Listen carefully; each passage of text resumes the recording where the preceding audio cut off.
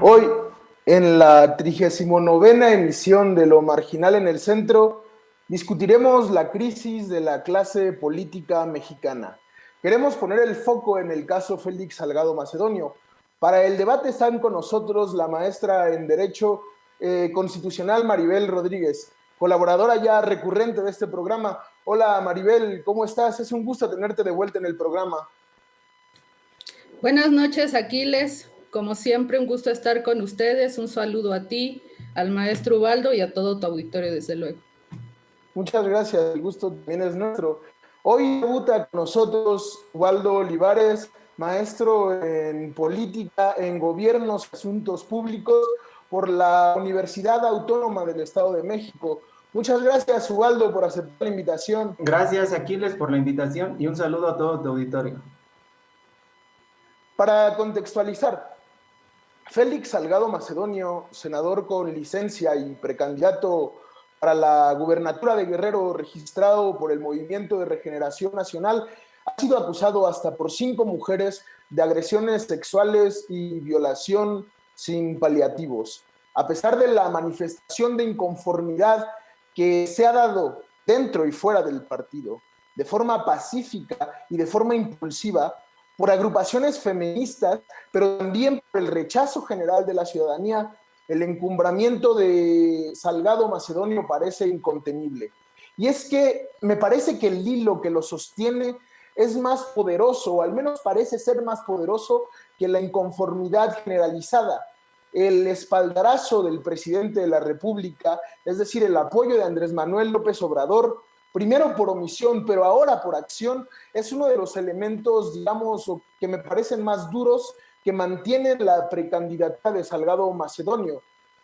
Según mi interpretación, Félix Salgado recuerda más la imagen de un cacique que ejerce la política de mano dura, de un cacique que ejerce la política de desplantes autoritarios hacia sus subalternos, que de un demócrata en permanente cruzada contra la corrupción, como nos presentaron a los candidatos de la Cuarta Transformación cuando inició este proyecto en 2018. Los abusos sexuales, sin embargo, son solo uno de los excesos, tal vez el exceso más grave, pero no el único de los que se acusa al senador con licencia. Entonces quiero comenzar contigo, Maribel. ¿Cómo se explica la defensa permanente del presidente a una figura como Félix Salgado Macedonio? Que es un poco difícil dar en el clavo respecto de las causas de fondo que tiene el presidente para poder defender a un personaje tan cuestionable, pero seguramente yo adelantaré o diré algunas de las razones que yo creo que están detrás de este apoyo. Me parece que debemos recordar que el presidente y Félix Salgado Macedonio han sido compañeros de partido, primero en el PRD y posteriormente en Morena, y se han acompañado en caminatas y reclamos de fraudes electorales durante mucho tiempo. Entre ellos, si la audiencia recuerda, Salgado Macedonio compitió por ahí creo que del 99 en contra del ahora diputado federal René Juárez, con el cual perdió la elección, y en ese momento, cuando el presidente López Obrador era presidente del PRD, lo llamó a Félix Salgado Macedonio, el candidato perdedor, gobernador moral, y lo acompañó en todos sus reclamos de fraude electoral en aquel entonces. De manera que vemos que el presidente ve en Félix Salgado Macedonio un muy gran amigo, un muy fiel seguidor, que pase lo que pase estará con él, que no le replica, que no le discute nada y que de alguna manera lo defiende ante todo. Y eso son de esos amigos y fidelidades que al presidente le interesa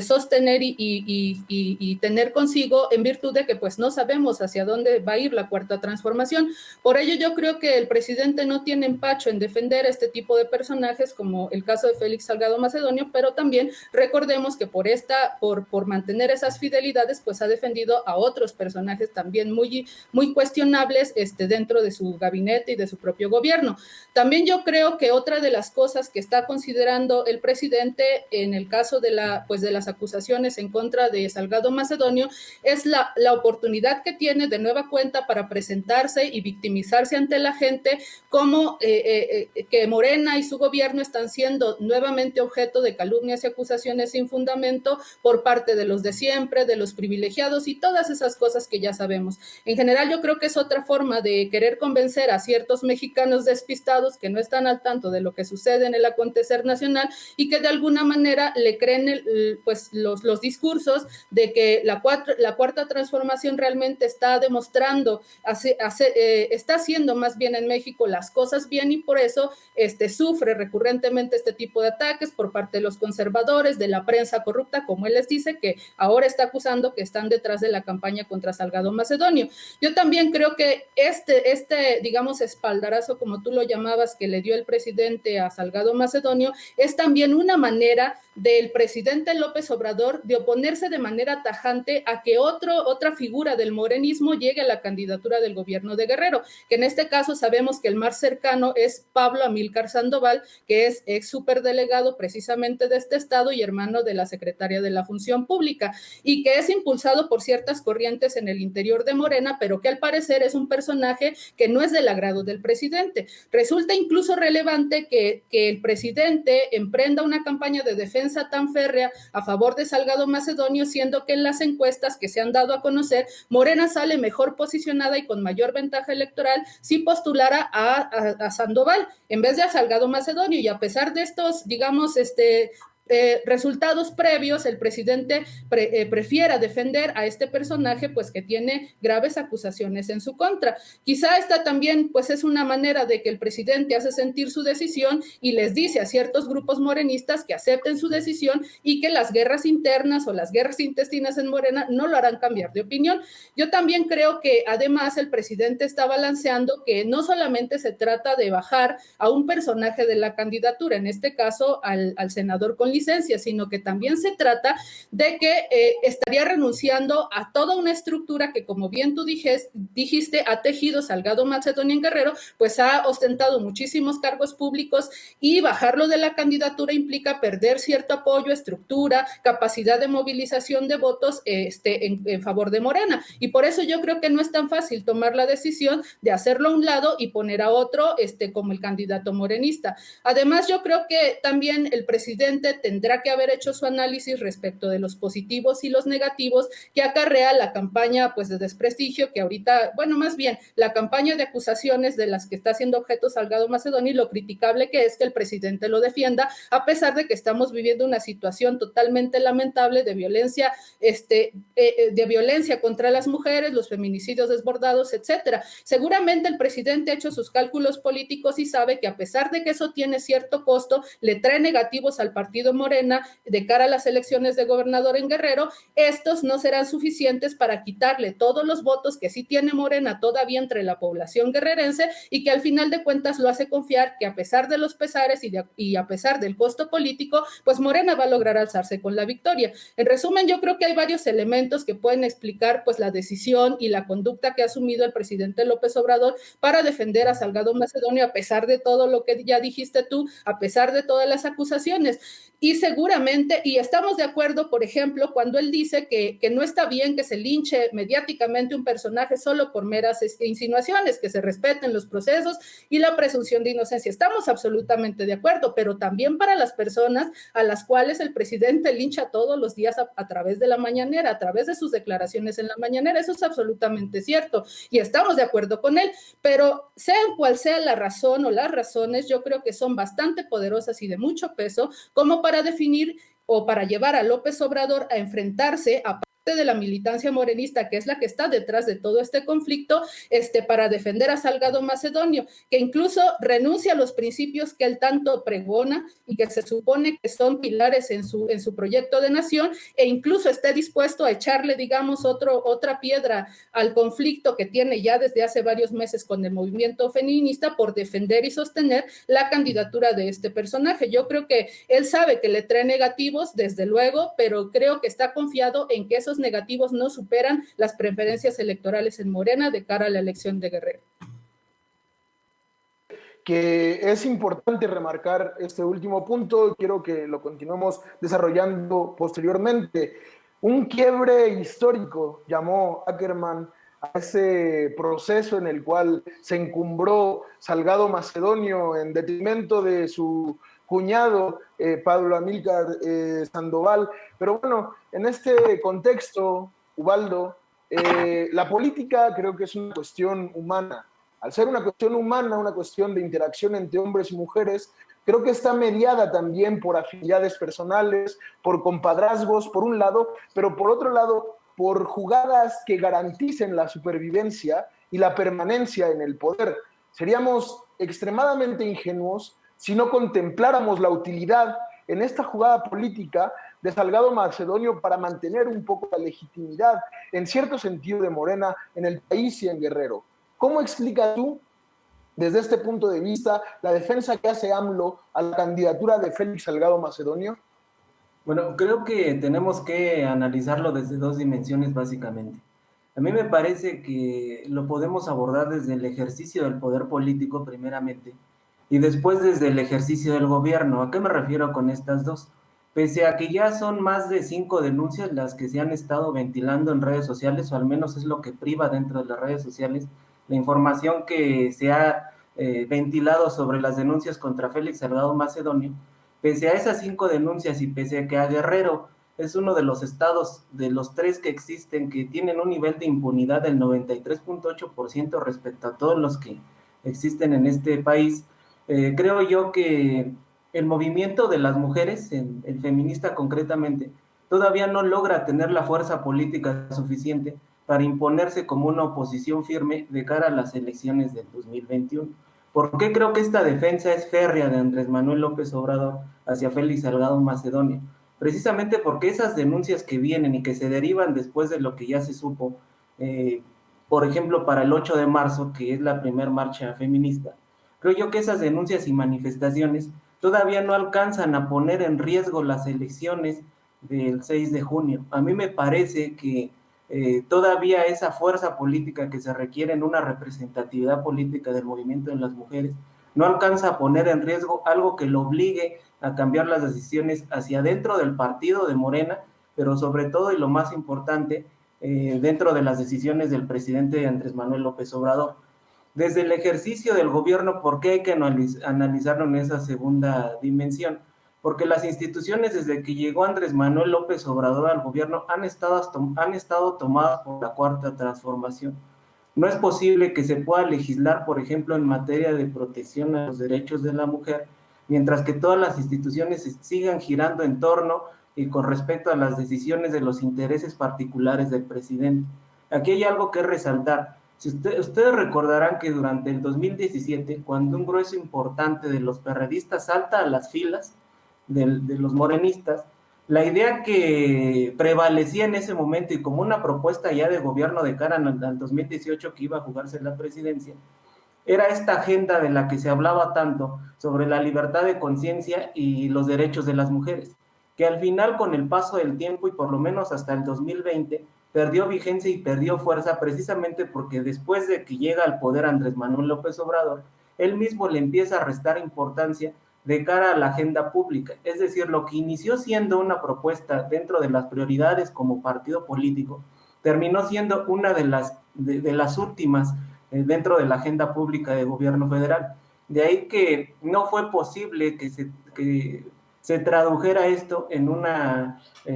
apoyo total al conflicto que existe en las mujeres. Por eso creo que se tiene que analizar desde estas dos dimensiones. Primero, por el ejercicio del poder político, que hay un claro ejemplo de autoritarismo en el ejercicio de ese poder, hay un excesivo uso del poder dentro de las estructuras políticas de este país, y segundo, porque al momento de hacer gobierno, precisamente estas instituciones están tomadas por la Cuarta Transformación. No es posible traducirse en una política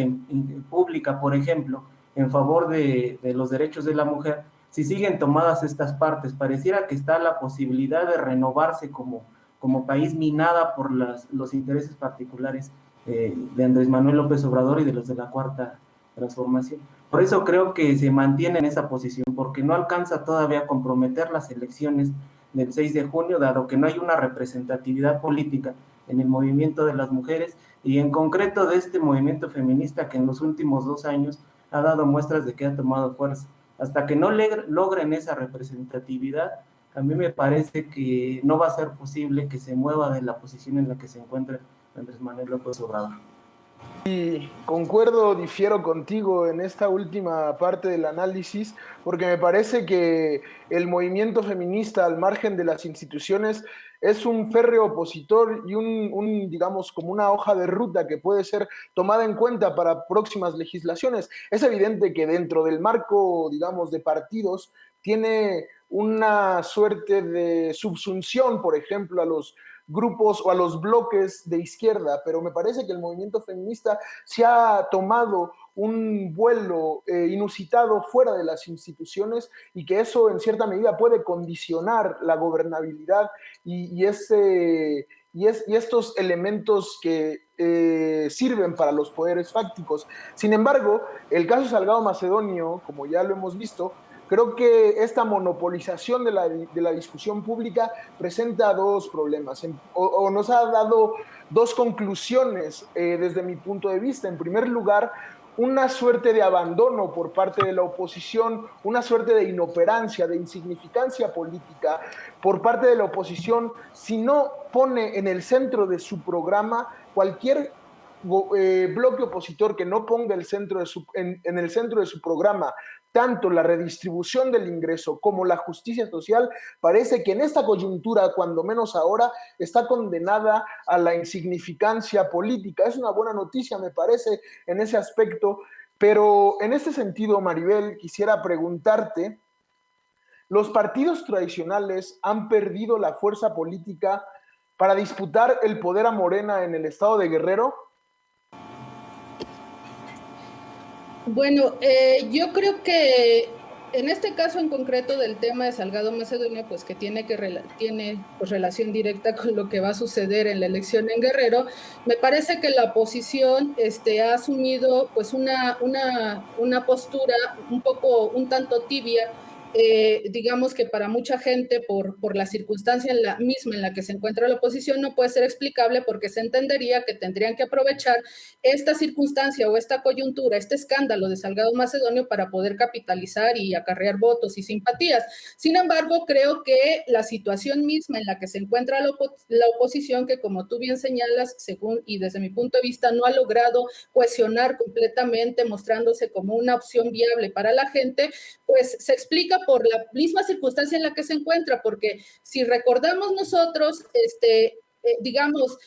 caer en un enfrentamiento absoluto a propósito del tema de Salgado Macedonio y a propósito de otros temas, la oposición no puede hacerlo porque siempre está, digamos, detrás de esta circunstancia el carácter persecutor que ha adoptado el gobierno de López Obrador y que para nadie es un secreto, pues que seguramente se va a exacerbar y será muchísimo mayor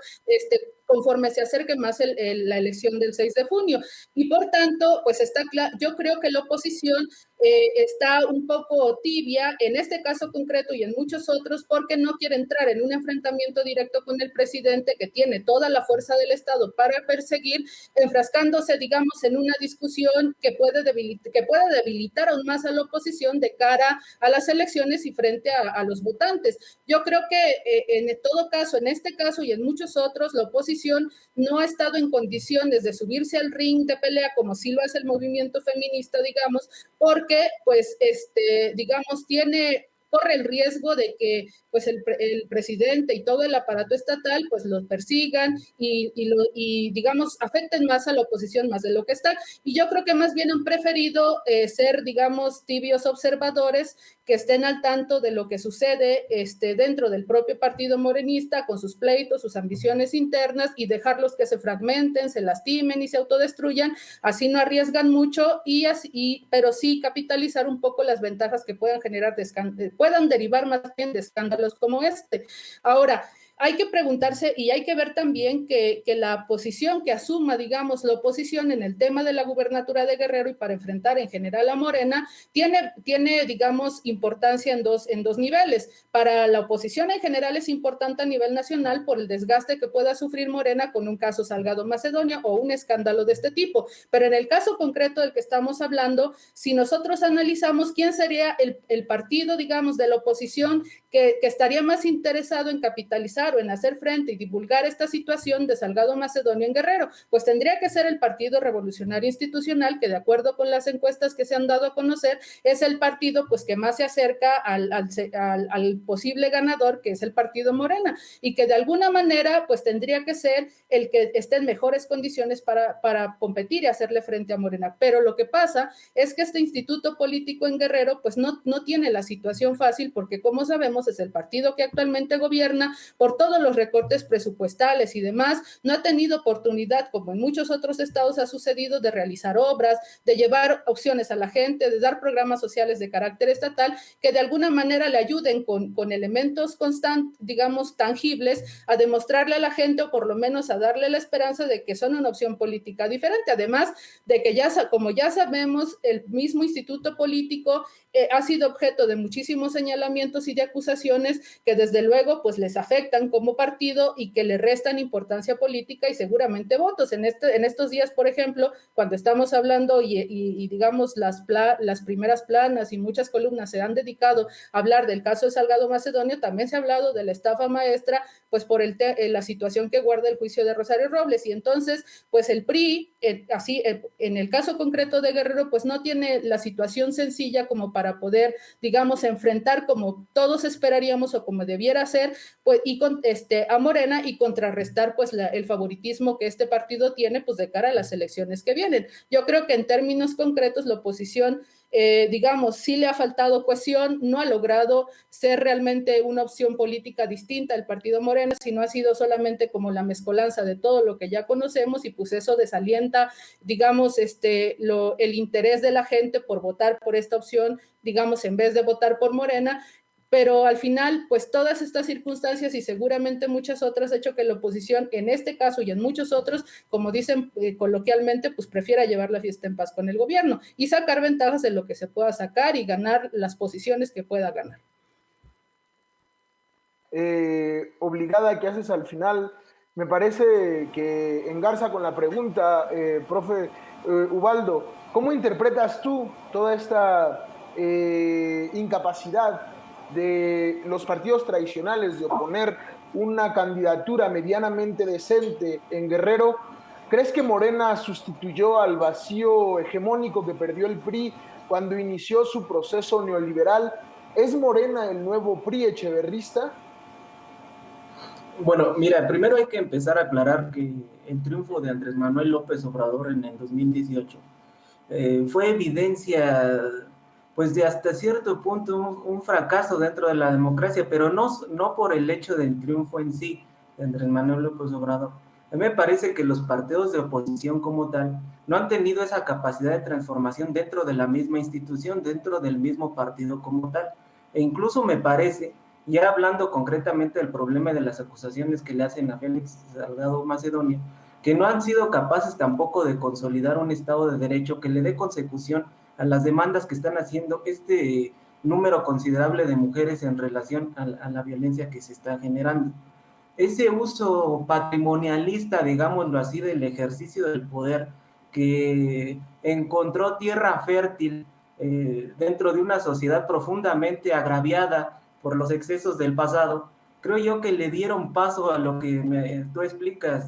Aquiles, a emplear un discurso que al final hiciera clic con esa sociedad de hartazgo y que dejara fuera del camino a los partidos de oposición. E incluso creo que minó la posibilidad de renovarse como partidos. El caso concreto de Guerrero, los partidos de oposición no tienen, creo yo, que esa posibilidad de hacerle contrapeso político actualmente, precisamente porque también, tanto como a nivel nacional, los partidos políticos han hecho uso excesivo de ese ejercicio del poder desde un punto de vista patrimonialista, que al final lo que ha generado y lo que ha acentuado más, creo yo, que en las decisiones del electorado, es una desconfianza dentro de la sociedad. Esta desconfianza ha llevado al punto en que una buena parte de la sociedad, y eso lo vieron, yo creo, seguramente con las últimas encuestas que hasta ayer vi que el Milenio publicó, que la sociedad ya no cree ni en sus instituciones ni en sus representantes políticos. Y esto derivado a que en algún momento ese sentimiento generalizado de hartazgo que Andrés Manuel López Obrador capitalizó en su favor y dentro de sus intereses personales para llegar a la presidencia de la República, para el caso específico del problema de la violencia contra la mujer, en el caso de Félix Salgado Macedonio, no ha podido generalizarse en toda la población como en el 2018. A diferencia del 2018, en el 2021, que es ahora, es difícil que encuentren esta postura de oposición porque una buena parte y un grueso importante de la sociedad ha perdido la confianza en sus instituciones, pero no solo de partidos de oposición. A esto se le ha sumado también y se ha convertido como parte de esos partidos políticos a los que ya no creen el partido de Morena y Andrés Manuel López Obrador. Él se encuentra en la misma posición en la que se encontraban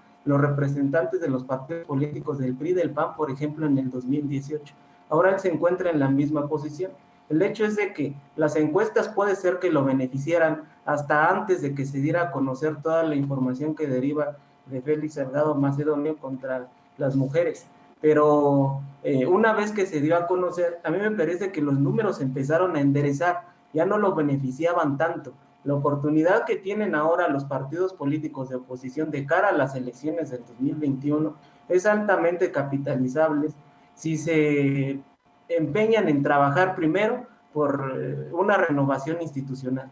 al interior del partido. No puedes, y a lo que me refiero es que este uso patrimonialista del ejercicio del poder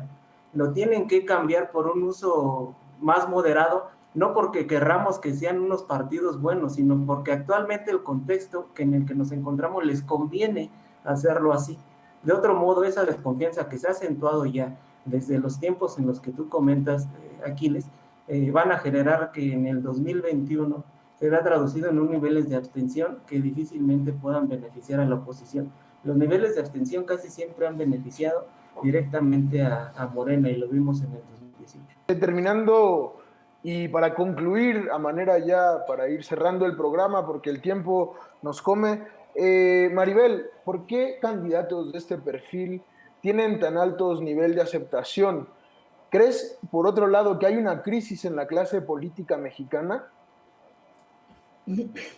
Bueno, primero me referiré al caso concreto del que estamos hablando porque me parece que es importante analizar el fenómeno respecto de por qué, a pesar de lo mal que ha hecho el gobierno, mal que ha hecho las cosas el gobierno de López Obrador y de Morena, pues todavía la gente siga creyendo y manifieste su apoyo al presidente y a su partido, y también porque a pesar, digamos, de las acusaciones tan graves que se le están haciendo a Salgado Macedonio, a pesar de eso, Morena y Salgado Macedonio aventajen en Guerrero. Y me parece que puede haber varias explicaciones. Yo creo que en primer lugar, en el caso concreto de Salgado Macedonio y en Guerrero y Morena,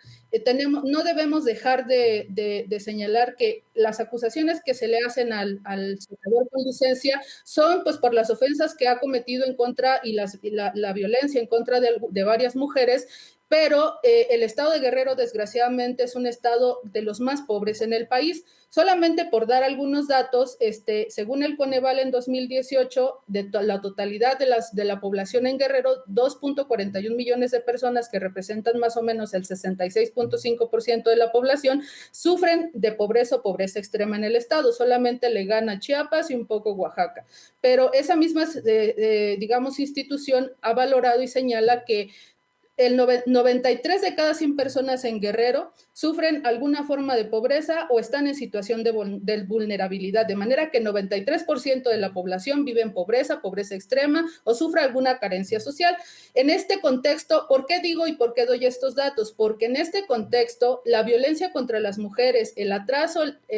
y la marginación en la que vive la población hace que este tipo de reivindicaciones de los derechos de la mujer pues no sean terreno fértil para poder echar atrás las preferencias de la gente en contra de Morena y en contra de Salgado Macedonio, porque desgraciadamente, por más terrible que sea y aunque no lo queramos, entre la gente pobre que tiene como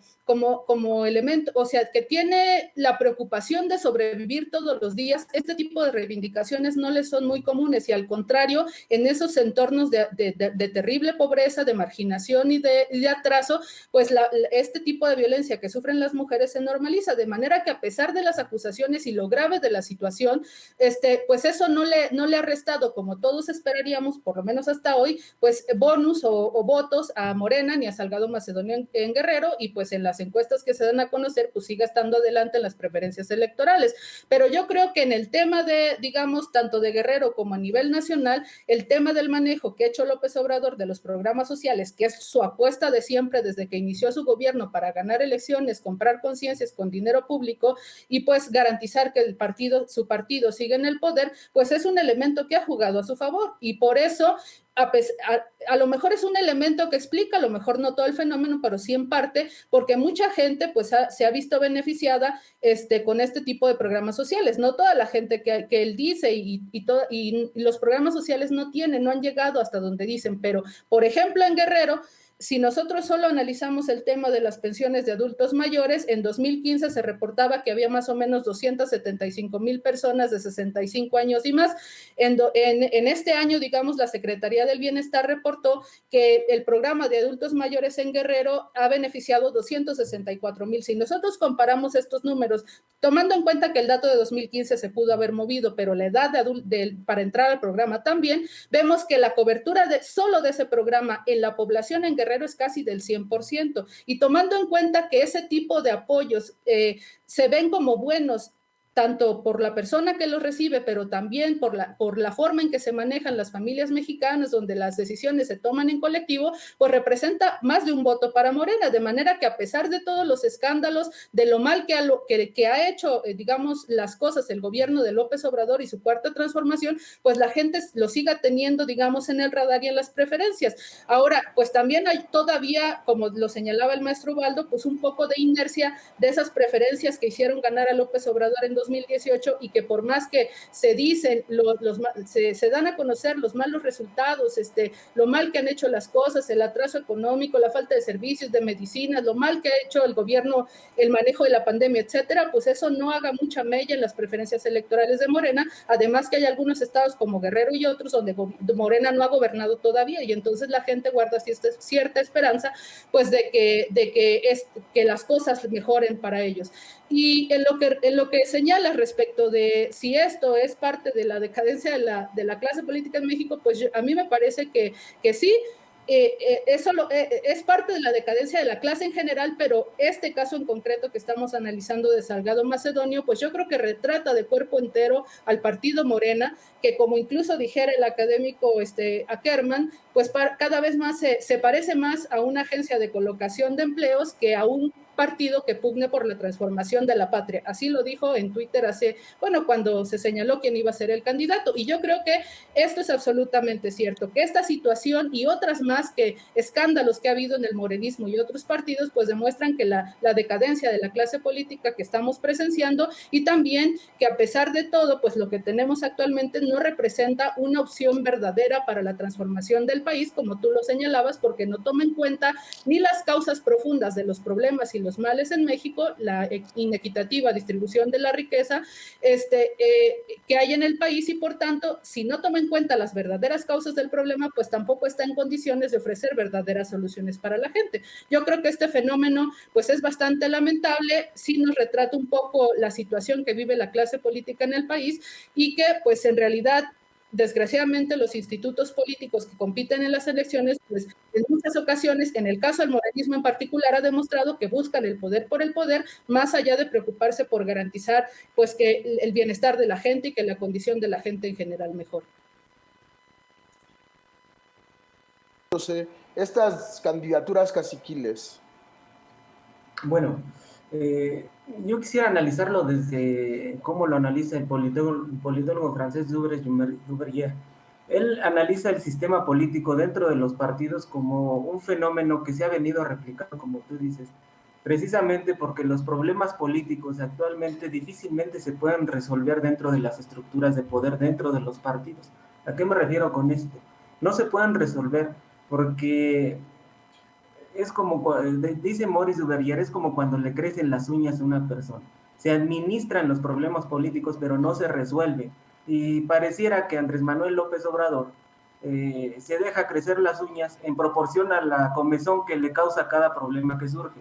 De ahí que le da la oportunidad a los partidos de oposición, y tienen la oportunidad ya de empezar a capitalizarlo así, dado que en caso de las mujeres, son 64.5 millones de mujeres en el país, Aquiles, y representan el 51.2% del padrón electoral. Si pudiera la oposición empezar a trabajar en una renovación interna, sobre todo en el ejercicio del poder, y en la clase política y de los partidos, estaríamos hablando de una realidad que cambiaría para el 2021. Estos partidos caciquiles son precisamente y responden a ese uso desmedido del poder que de manera autoritaria ha venido replicando ya Morena a partir del 2018. No difiere mucho de los tipos de gobierno y de los regímenes que tuvimos anteriormente. Entonces a mí Así me es, me parece parece, que en ese punto hay algo interesante, precisamente porque no es una ruptura, sino más bien parece una continuidad del presidencialismo exacerbado que anteriormente se usó. Pero para terminar, me parece que uno de los errores del obradorismo en general, es, como mencionaba Zubaldo, pensar que las luchas políticas ocurren solo dentro de Morena, pero el movimiento feminista y las luchas populares se organizan al margen y muchas veces a pesar del obradorismo. La lucha de los colectivos feministas no es organizada por una élite que busca golpear políticamente a un indefenso, a una víctima llamada Félix Salgado Macedonio. Al contrario, yo creo que es un reclamo en marea, es una voz generalizada que quiere impedir que la inmoralidad se siga instalando en las instituciones mexicanas y que un agresor no llegue a ser gobernador. Esto ha sido todo en Lo Marginal en el Centro. Muchas gracias, Maribel. Muchas gracias, Ubaldo, por participar. Espero que puedan y que quieran participar en futuras emisiones. Gracias a todo el auditorio que nos sintoniza. Esto ha sido Lo Marginal en el Centro. Muchas gracias.